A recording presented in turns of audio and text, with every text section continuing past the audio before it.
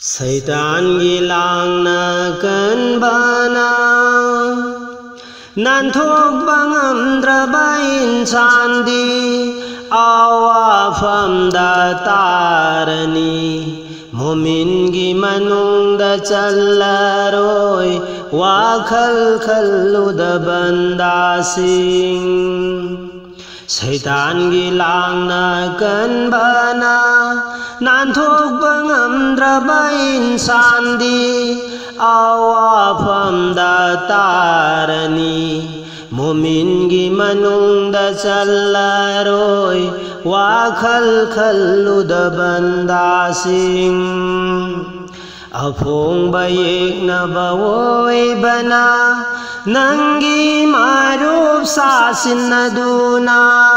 Haksangi mayay da pamladuna Oktaba Satan marduna Nanggi kalba aduda Mapuga nangga lap na naba Pardali sing putara Khanduna nang butham libani Khanduna nang butham libani Pardali sing putara Satan gilang na kanbana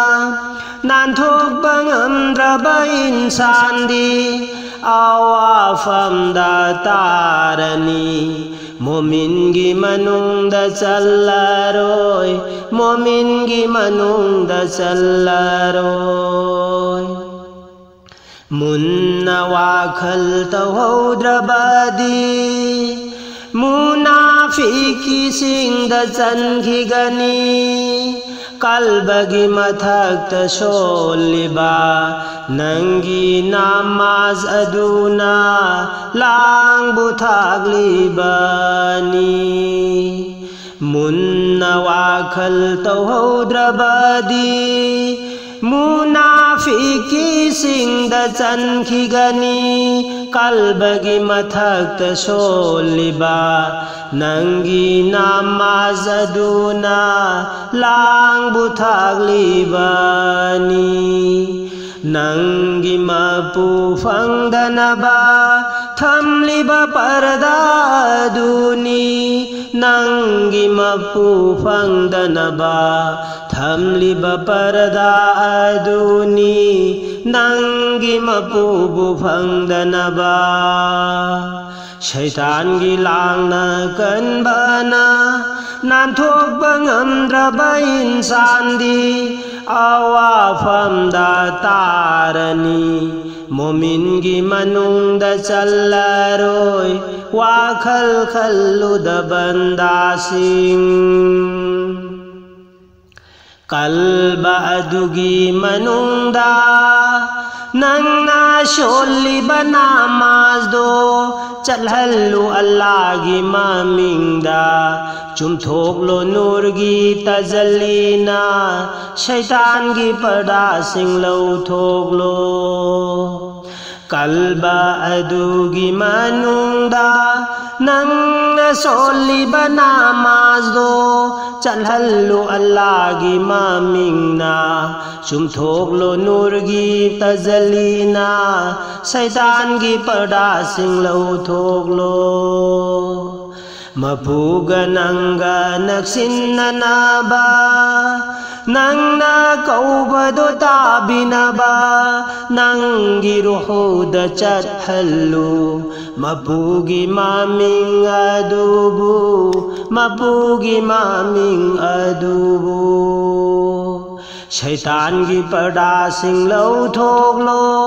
mapuga nangga naksin nanaba nang na kauba do tabinaba nang giruho da chal hallo